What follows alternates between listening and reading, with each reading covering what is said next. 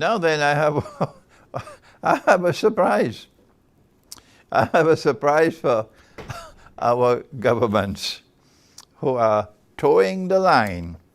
Everything that comes from the World Health Organization, they are following to the letter. So social distancing, face mask, lockdowns, all of this, close the masjid, all of this, everything that comes from the World Health Organization, it looks like a circus to me. But they have a lovely word in the Urdu language. Since I'm in Pakistan, I could use some Urdu terminology. In Pakistan, they call it a tamasha. Yes, they're playing games with us. What has our Prophet said, alayhi salatu wassalam, about the virus? That is their way. Now, will the government of Pakistan listen for a moment? What is our way? Are you capable of thinking?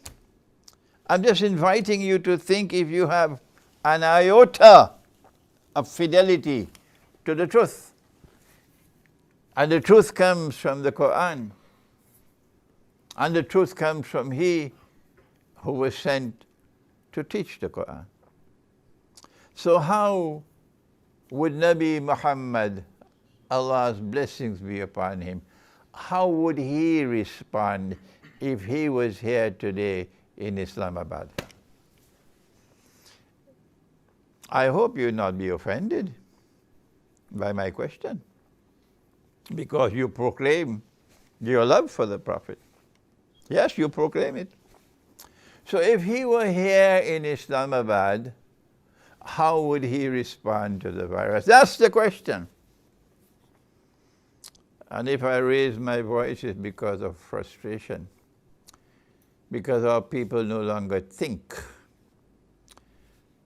And I'm so conscious of the fact that Dr. Muhammad Iqbal declared, he said, this ummah stopped thinking 500 years ago. Yes, what a pathetic state. When will you learn to think instead of slavishly following the World Health Organization?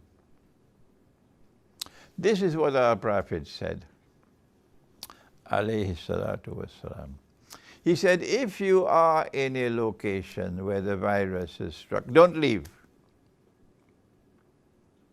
And if you are outside, don't enter.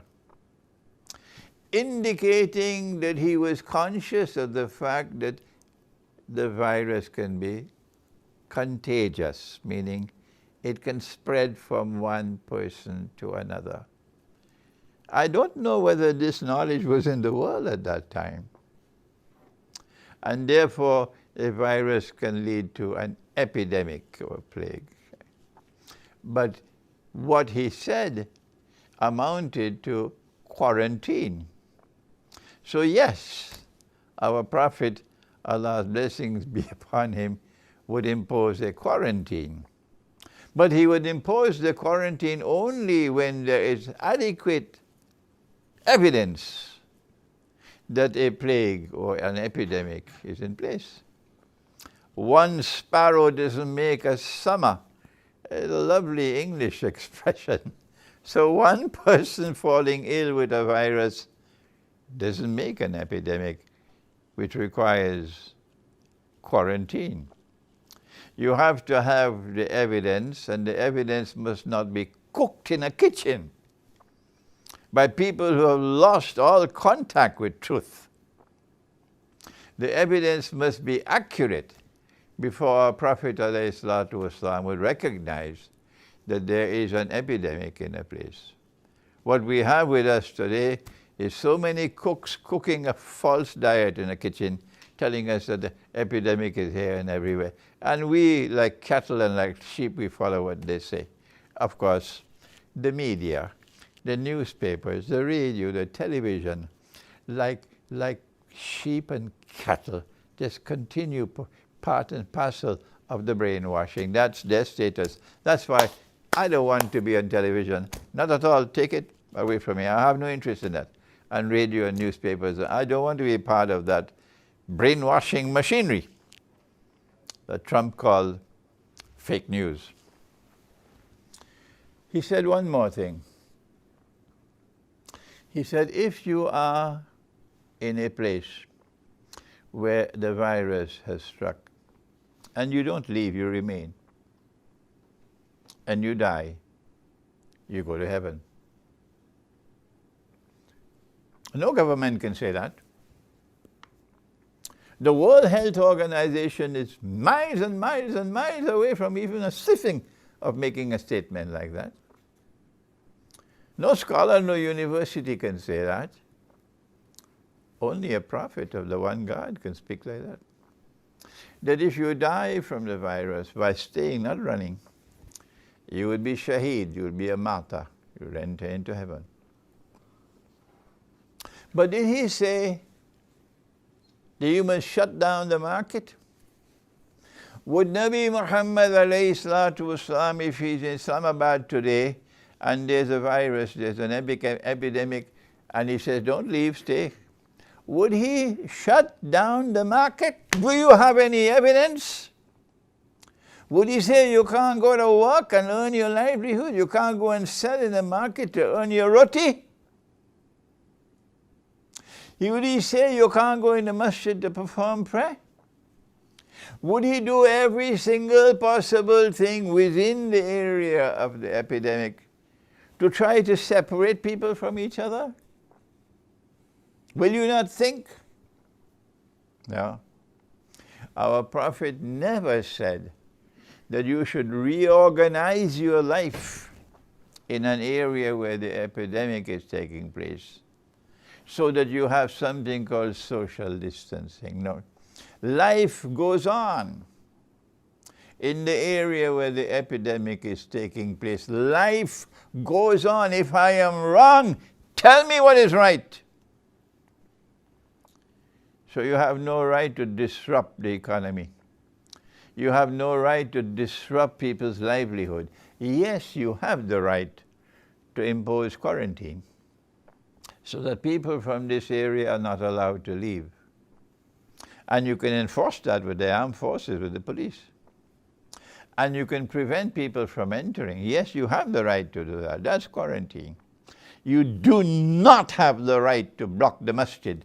You do not have the right to stop people from going to the masjid to pray. You do not have the right. I'm not speaking only to Pakistan now. I'm speaking to people around the world who have been brainwashed to accept the authority of a government to suspend prayer, to stop people from going to the masjid. From where did the government get this authority? I don't see amongst the Muslims. I don't hear any voices challenging a government's authority. But yes, I see a Christian minister doing that. Yes, a Christian minister is doing that, but we are silent. Challenging the authority of a government to prevent people from going to the masjid to pray. Or worse than that, imposing upon us. Would the Prophet ﷺ allow you to do that?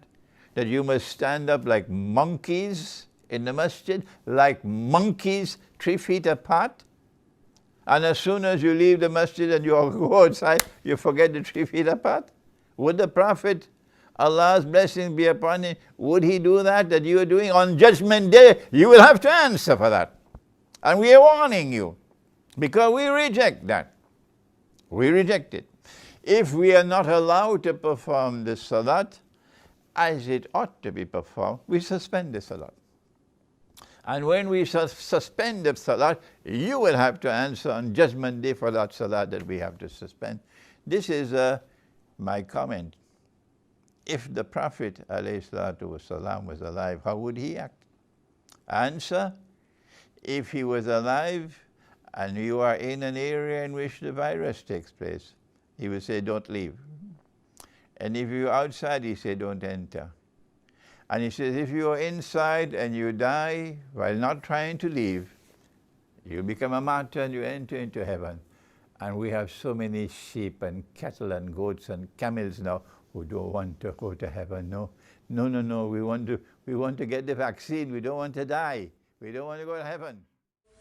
ولقد ذرأنا لجهنم كثيرا من الجن والإنس لهم قلوب لا يفقهون بها ولهم أعين لا يبصرون بها ولهم آذان لا يسمعون بها أولئك كالأنعام بل هم أضل أولئك هم الغافلون.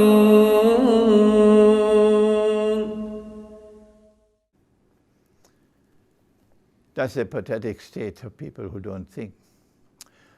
I don't trust people who manufacture a virus and wage biological war, so I won't trust their vaccine.